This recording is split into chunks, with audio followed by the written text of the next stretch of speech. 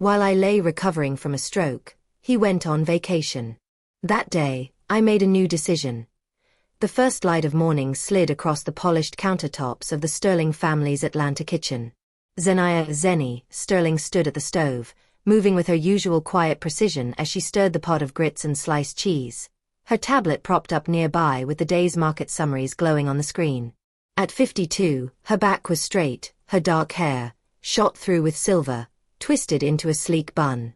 Years as a top financial analyst had trained her to carry herself like someone who always knew the numbers, the plan, and the outcome. Hit that subscribe button and tap the bell icon so you never miss our latest uploads. From down the hall, the shower roared to life.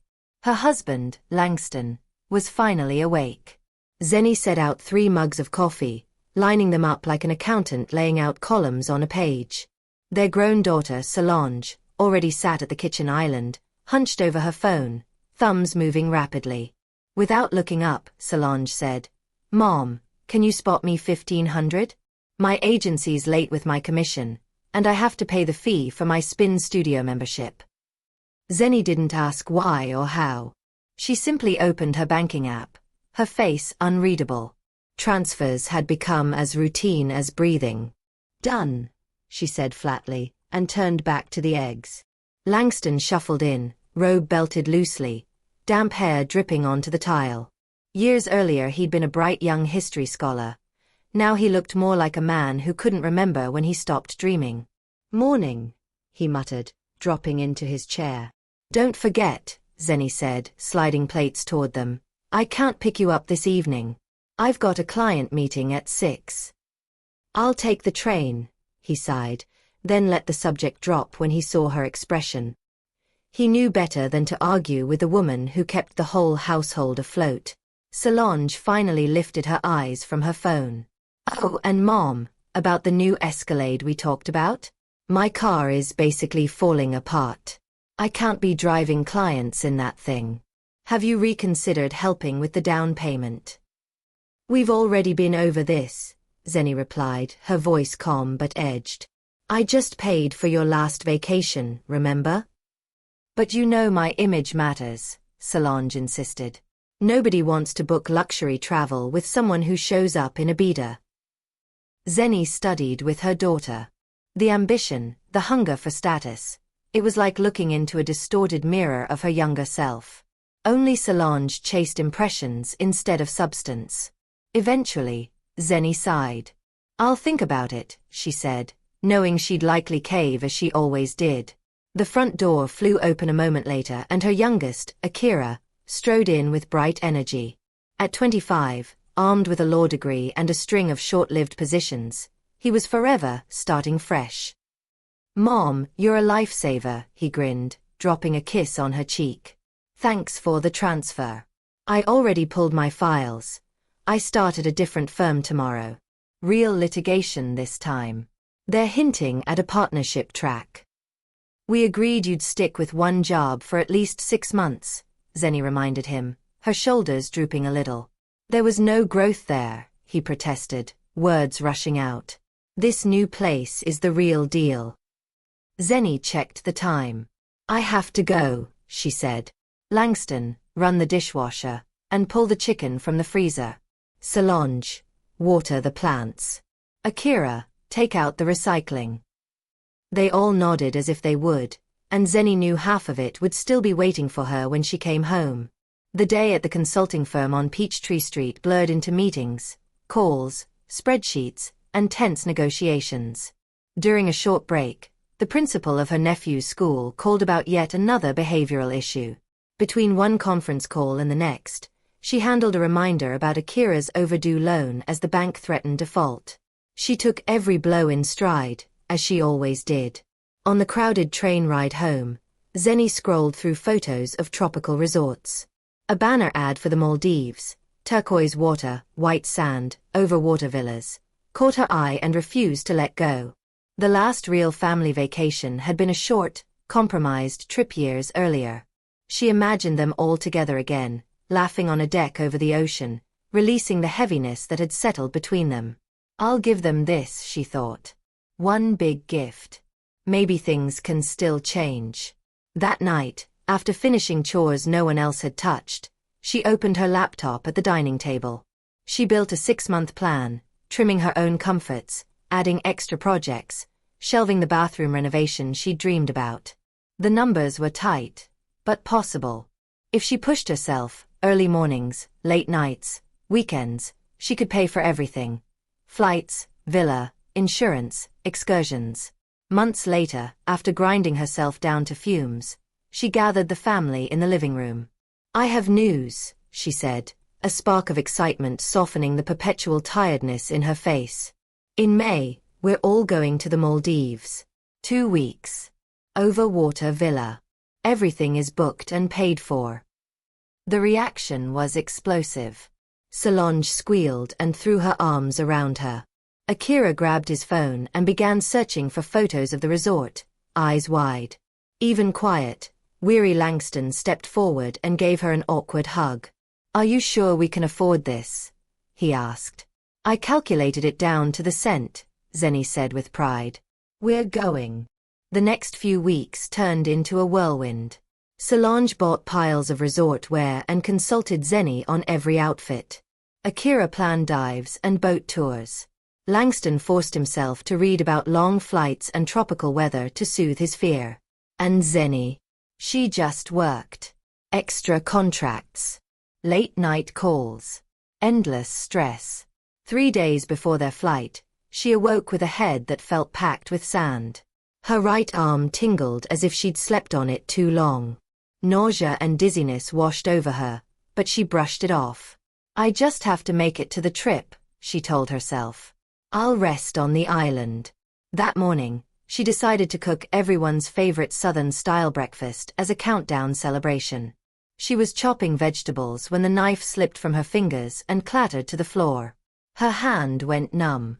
A strange heaviness crawled up her arm and down her leg. She tried to call out, but her tongue felt thick and clumsy. The stool tipped, and she crashed to the floor. The sound jolted Langston awake. He stumbled into the kitchen and froze at the sight of his wife twisted on the tile, eyes wide with terror. "Zenny, what happened?" Her mouth moved, but the words came out garbled. "Don't move," he choked, fumbling for his phone. "I'm calling 911. Solange appeared in the doorway, hair messy, eyes half closed. "What's with all the noise?" she broke off with a gasp when she saw her mother. Moments later, Akira came running. The chaos blurred into sirens, hands lifting her onto a stretcher, unfamiliar voices naming the thing that had just smashed her carefully constructed life into pieces. "Probable stroke," the paramedic said. "We need to move fast." The hospital lights were harsh and too bright, washing everything in sterile white. Zenny drifted in and out of awareness as doctors and nurses moved around her with practiced urgency. A CT scan, needles, clipped instructions, the cool touch of a hand on her forehead, it all blurred into one long, disjointed moment. Later, in a quiet corridor, the neurologist met Langston with a grim expression. "Your wife has suffered an ischemic stroke," she explained. "We've started treatment, and her condition is critical but stable. The next 24 hours are important. She may live, but she will need long rehabilitation. Her right side is weakened, and her speech will be affected." "Will she recover?" Langston asked, his voice thin. "It's too early to say," the doctor replied. "But she's conscious. That's a good sign." Back home, the kitchen looked frozen in time, the half-cut vegetables on the board, the knife on the floor, an empty pan on the stove. Solange stood at the table, staring at nothing. "So, what happens now?" she whispered. "When does she come home?" "I don't know," Langston answered, feeling older than he ever had. "They say it'll take months before she's anything like herself again." After a long silence, Akira cleared his throat. "What about the trip?" "The flight's in 3 days. Everything's paid for." Solange turned on him. "Seriously? We're talking about Mom's life." "I am serious," he shot back. "She poured everything into that vacation. It's all non-refundable. If we cancel now, we lose it all. I'm just saying, we should at least check our options. Langston stared at the table. The thought made him feel sick, but so did the idea of months of hospital bills. I'll talk to the travel agency, he said quietly. Over the next few days, they haunted the hospital corridors while Zenny lay in intensive care. She was moved to a regular room once the doctors felt she was out of immediate danger. Her right hand lay limp on the blanket, her speech slow and slurred, but her eyes were painfully clear. She listened more than she spoke, absorbing everything. On the fourth day, her family entered her room together, bringing with them the heavy smell of anxiety and confusion. Langston carried a worn leather folder that didn't match the fruit basket or flowers a husband might normally bring. "Hi," Zenny forced out, shaping the single word with effort. "How are you feeling?" Langston asked, sitting near the bed, that folder clutched too tightly in his hands. "Long road," she managed. "Rehab. 6 months. Minimum." Silence stretched out. Solange twisted the strap of her designer bag. Finally she spoke. "Mom, we were talking about the trip." "Should cancel," Zenny said. The effort made her jaw ache. "Later," she added, meaning they could always plan again in the future. "That's the thing," Langston murmured, looking down. "We called the agent. If we postpone or cancel now, we lose almost everything. The resort, the flights, all non-refundable. It's practically the full cost gone." Zenny blinked slowly, trying to force her foggy brain to catch up. "So, the tickets are already paid for," Langston said gently, as if offering kindness. "You need peace and rest here. The kids and I will still go. Otherwise, all that money you worked so hard for just disappears." Her heart seemed to stop, then start again in slow motion. She stared at them, her husband, her children, already imagining themselves on white sand beaches, while she lay there unable to lift her right hand. "Who with me?" she whispered. "We talked to Miss Ruby next door," Akira jumped in. "She'll stop by. And you have doctors, nurses. You'll be fine, Mom." Langston placed the leather folder on the bedside table. "There's something else," he said. "We'll need access to some funds while we're away. Just for expenses. The resort's pricey, and we'll need money for food, outings, that kind of thing. I had a power of attorney prepared so I can manage the accounts temporarily. Just sign and you won't have to worry about anything." He opened the folder and slipped a document in front of her along with a pen. The lines of text swam. Her right hand didn't work. Her left trembled.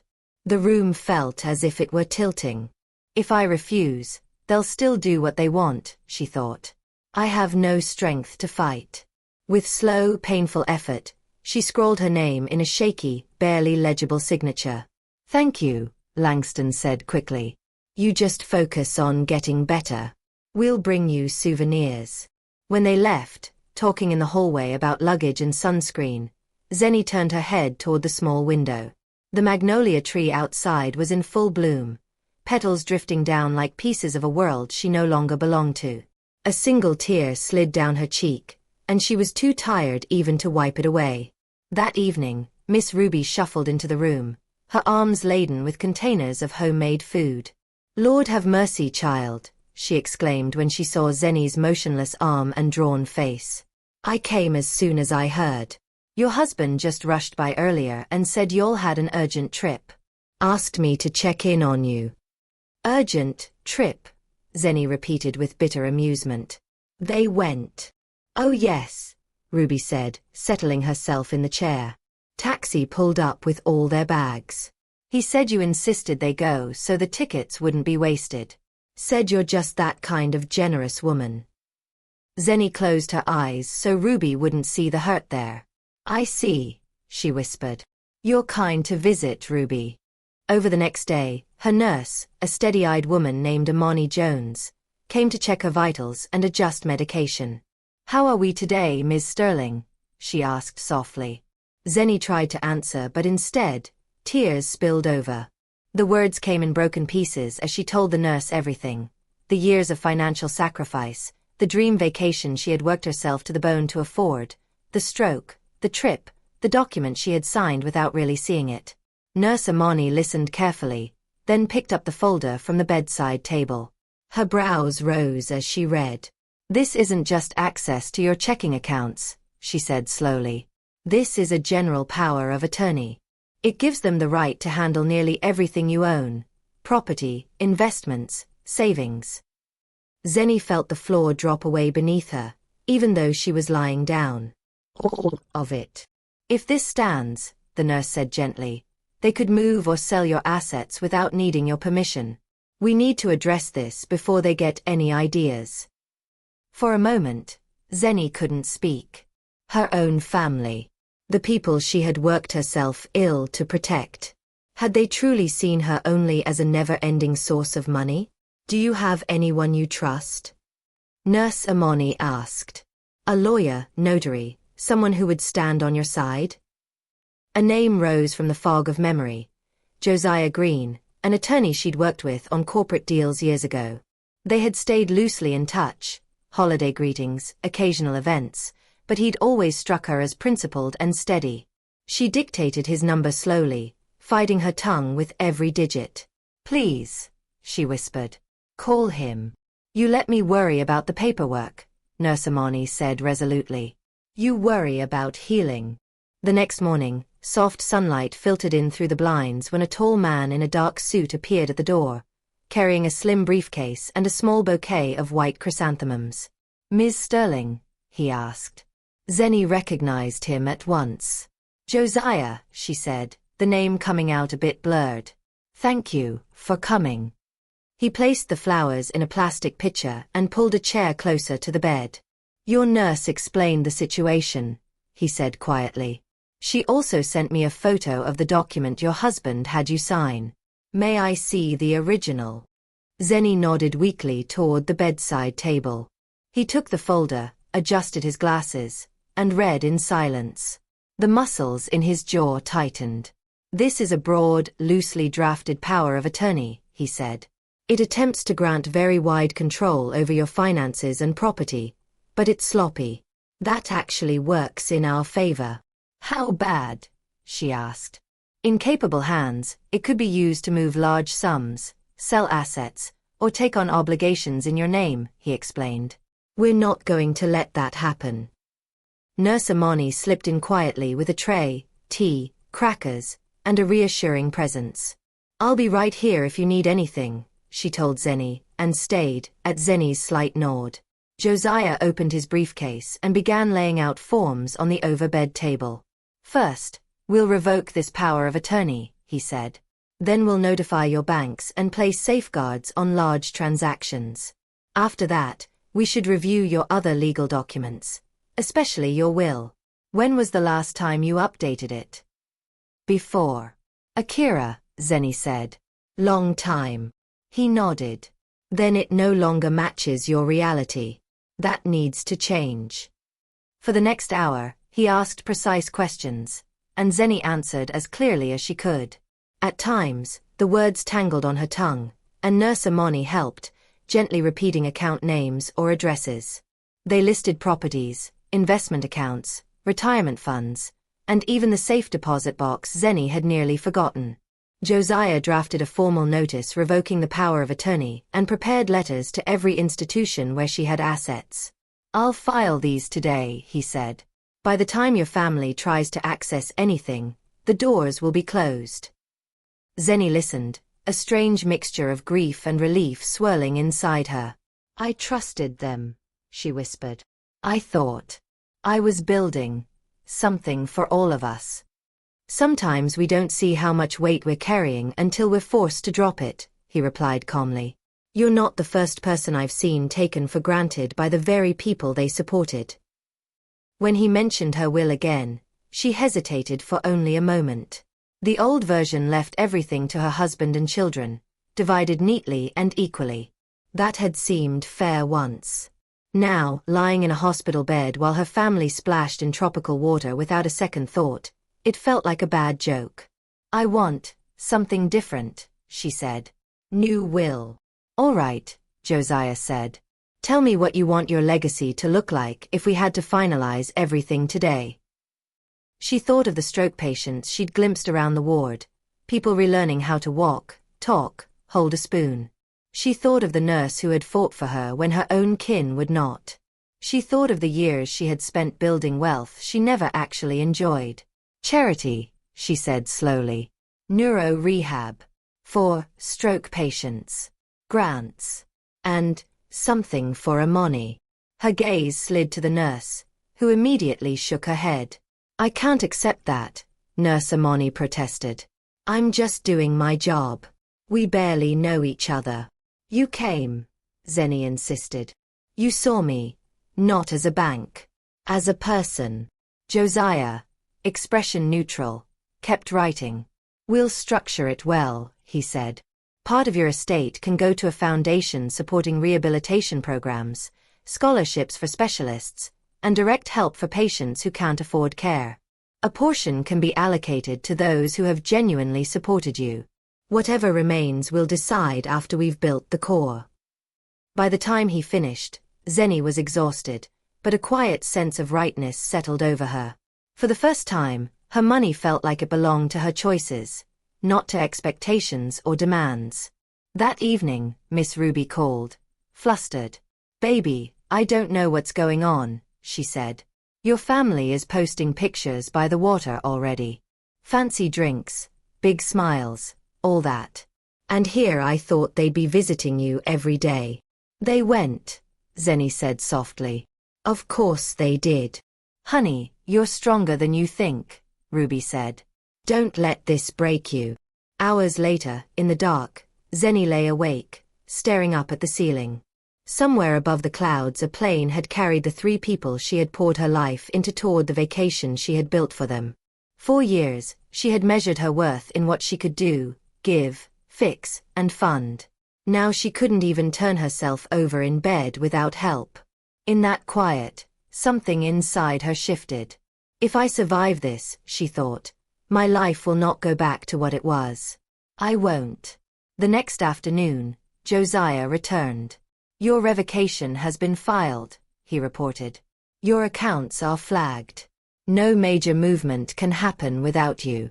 I also recommend changing banks once you're stronger. We'll set everything up so that you alone hold the keys. Zenny nodded. Thank you. He hesitated, then said, There's one more conversation we need to have. About your marriage. You don't have to decide anything today. But we should start thinking about how you want your future to look, legally and practically. She didn't answer at once. Her hand toyed with the edge of the blanket. They left me here, she finally said.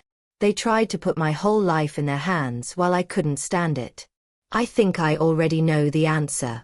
Josiah simply nodded. Then we'll plan accordingly. That night, as the hospital ward quieted, Zenny's phone buzzed insistently on the bedside table. She fumbled for it with her left hand and saw Langston's name. For a few seconds, she considered letting it ring.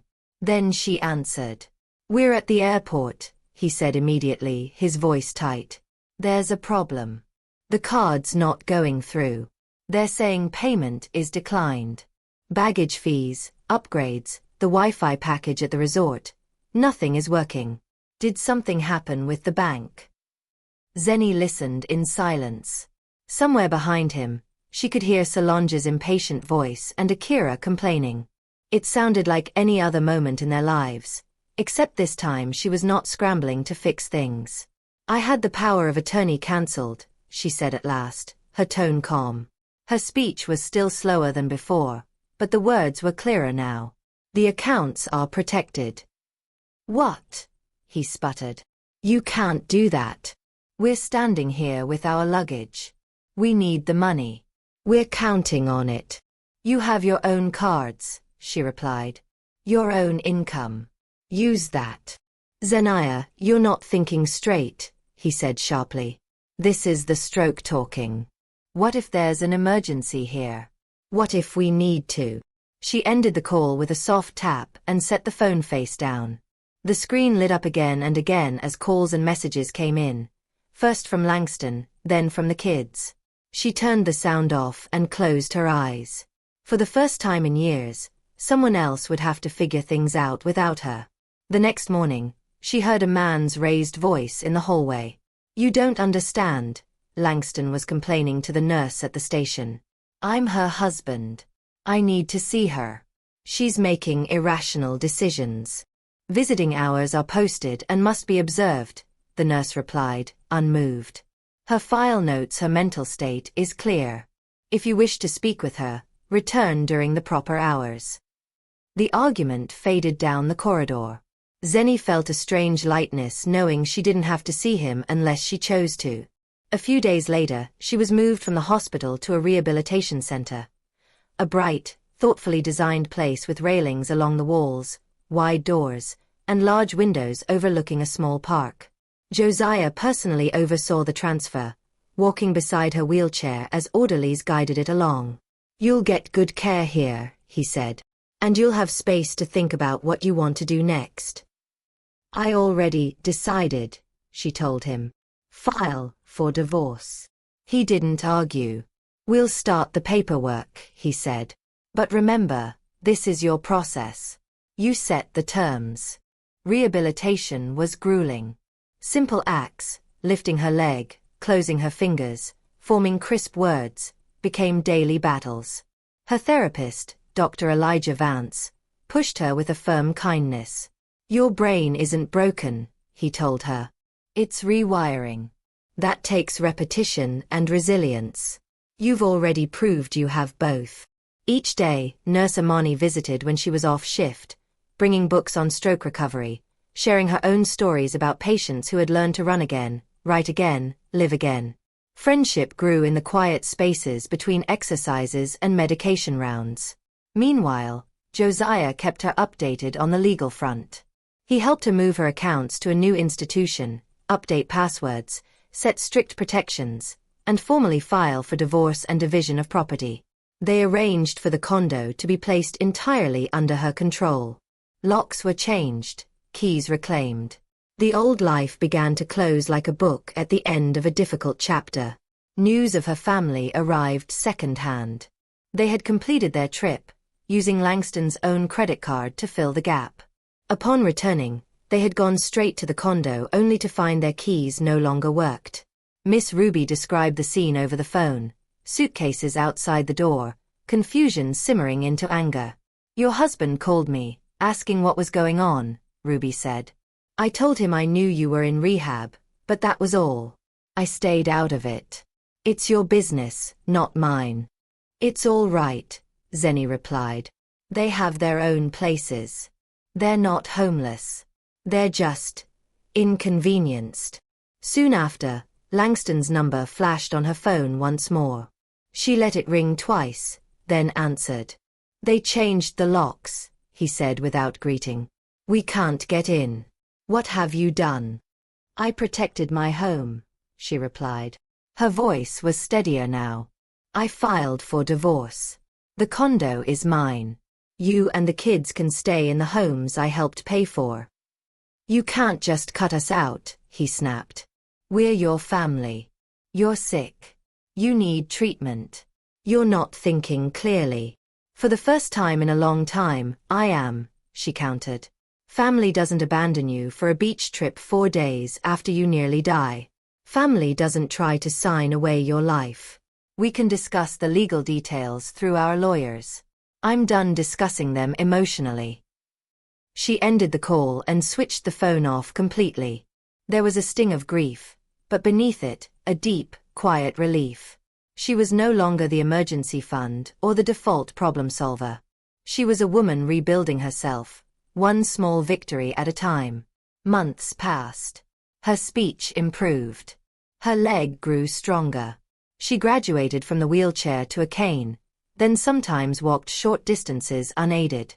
She moved from the rehabilitation center into a small studio apartment of her own, a space with light walls, simple furniture, and a balcony overlooking the city. It was modest compared to her former life, but it was hers and hers alone. 6 months after the stroke, she woke to sunlight stripes on the floor and the gentle hum of the city below. For the first time in many years, Her first thought wasn't who needed money, who needed a ride, or which crisis she had to patch. Her first thought was simple and astonishing. I am alive, and this morning belongs to me. The phone rang just as she finished her morning stretches. The name on the screen made her smile. Good morning, came the bright voice of nurse, now simply, Auntie. Ready for your big day? As ready as I'll ever be, Zenny answered, a hint of nervous laughter escaping. I still can't believe it's happening. Believe it, her friend said. You worked for this. I'll pick you up at 10. Don't you dare be late to your own opening ceremony. After they hung up, Zenny moved carefully around her little apartment, choosing her clothes. Today they would open the doors of the new Path Support Center, a place she and Auntie had dreamed up together from hospital bed conversations and late-night calls. It would be a space for stroke survivors and their families. Support groups, counseling, workshops, and practical guidance about finances and rehabilitation. She chose a soft blue dress and low heels she could walk in comfortably. In the mirror, she noticed how different she looked. The fine lines were still there, but the tension was gone from her jaw. Her eyes were clearer, her shoulders relaxed in a way they had never been in all those years of relentless striving. A knock startled her. When she opened the door, she found Akira on the threshold, thinner than before, his usual confidence replaced by uncertainty. Hi, Mom, he said quietly. Can I come in? She stepped back and gestured to the small couch. Sit. He perched on the edge, hands twisting together. I messed up, he blurted. I lost my job again. I've been looking, but nothing's panned out. I'm behind on bills. I don't know what to do. In the past, she would have asked how much he needed and wired the funds without thinking. Now she studied him, seeing not just a son but a grown man who had never been forced to stand on his own. What are you asking from me? She said gently. I need help, he said, his voice cracking. Money. Just until I find something. You always helped before. I enabled you before, she corrected softly. I rescued you so often you never had to learn how to rescue yourself. That's cold, he whispered. You've changed. Yes, she agreed. I have. And I need you to change too. She moved to sit beside him. You are educated, Akira. You have a degree, skills, and a mind that can learn quickly. I can introduce you to people in the legal field. I can help you rework your resume and prepare you for interviews. But I will not give you money. He stared at her as if she had slapped him. Not even a loan. Not even a loan, she said. Because I know what will happen. You'll relax. You'll move a little slower. You'll tell yourself you have time because there's a safety net. You've relied on that net for too long. I can't keep weaving it for you. You're being heartless, he said, standing abruptly. I'm finally being honest, she replied. And I'm doing it because I love you, not because I'm angry with you. He left in a storm of hurt, but when the door shut behind him, Zenny stayed calm. She felt sadness, yes, but not the old crushing guilt. She had drawn a boundary, and it held. Soon, Auntie arrived, eyes sharp enough to read the situation in one glance. He wanted money, didn't he? She asked. He wanted the old me, Zenny replied. The one who thought love meant paying every bill and fixing every mistake. And what did he get? Her friend asked. An offer of guidance, Zenny said. No cash. Good, Auntie smiled. You're not a walking ATM. You're a whole person. The new support center was small but warm. Cozy chairs, soft lighting, clear signage for people who moved slowly or used mobility aids. On the walls hung photos and quotes from people who had rebuilt their lives after neurological injuries. As guests trickled in, patients, partners, parents, Zenny greeted each one with a handshake and a few sincere words. She saw herself in so many of them, a retired teacher clinging to a walker, a young athlete in a wheelchair, a middle-aged woman whose eyes carried the exhausted determination of someone caring for a sick spouse. Each story was different, but the fear and hope were the same. When everyone had gathered, Zenny stepped to the front. A small tremor ran through her, but she steadied herself with a breath. "Good afternoon," she said. The slight hesitations in her speech made every word feel more deliberate. "My name is Zenia Sterling. A year ago, I had a stroke that tore my life into before and after. For a while, I thought the after meant the end of everything I knew." She glanced at Auntie, who watched with quiet pride. "I lost a lot," Zenny continued. "My health, my belief that I had to carry everyone else on my back, my old idea of what family meant. But I also discovered something I had never given myself, a life that actually belongs to me. New priorities, new friendships, a new purpose." She looked around at the faces turned toward her. "This center exists so that none of you have to walk this path alone. We're here to share tools, resources, and real stories. We won't pretend everything is easy, but we will remind you that your life is not over. It's just different. And different can still be good. It can even be better." Applause rose, tentative at first, then stronger. Zenny felt tears sting her eyes, not of sorrow, but of something deeper and sweeter.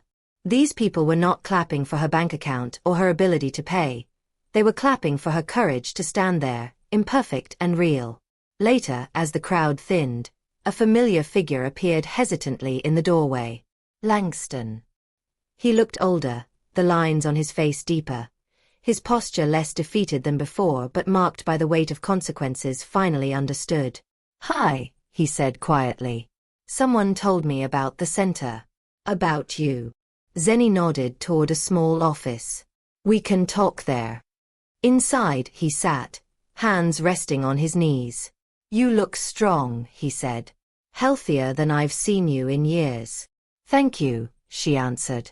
"You look different too." "I wanted to say I'm sorry," he said at last. "For the trip. For the paper I put in front of you. For all the years I let you do everything and pretended that made me humble instead of lazy." Zenny listened without interrupting. "At first I told myself you were overreacting," he admitted. "That the divorce was the stroke talking. That you'd come to your senses. But then I had to pay my own bills, fix my own problems, and I realized how much you did that I never even noticed. I've spent a lot of time facing that." She nodded slowly. "I don't regret leaving," she said. "What happened forced me to wake up. I know we can't go back," he said. "I just wondered if there's any way to build something new. Not the old marriage. I think that's gone. But maybe some kind of honest connection." Zenny looked at him, really looked. For the first time, she saw not just the man who had failed her, but another person who had been molded by years of comfort and habit, and who now had to face himself without her as a shield. "We can't rewrite what happened," she said. "But we can choose who we are now. If we talk, it will be as two adults with our own lives. I won't carry you again. I won't make myself small to keep the peace. If you can live with that, then yes. We can start something new. Not husband and wife. Just two people learning to be honest." He swallowed. "I can try," he said. "If you're willing." "Then we'll see," she replied. "No promises. Just possibilities." When he left, the sun was already sliding low in the sky. Zenny stepped outside with Auntie, watching the golden light spill over the sidewalks. "You know what I've learned," she said. "What?" her friend asked. "That sometimes you have to lose almost everything to finally see what you were meant to build," Zenny answered. "My old life looked perfect on paper. But this one," she gestured toward the little center, the people inside, the city beyond. "This one is actually mine." She went home that evening to her modest apartment, brewed a cup of tea, and sat on the balcony as the city lights turned on one by one. She thought of the patient she'd met that day, of the long months of rehab behind her, of the uncertain but promising path ahead. On her channel that night, she recorded a narration of her story. The stroke, the betrayal, the awakening, and the new beginning. When she finished, she added, in a gentle closing, "If this story touched you, I'd love to hear where you're listening from and what part resonated with you most. Your comments and support help me keep sharing real-life stories of struggle and strength. If you'd like, you can send a small thank you to support the channel, but only if it feels right in your heart. On the screen, you'll see 2 more stories I think you might enjoy. There's so much more waiting here for you.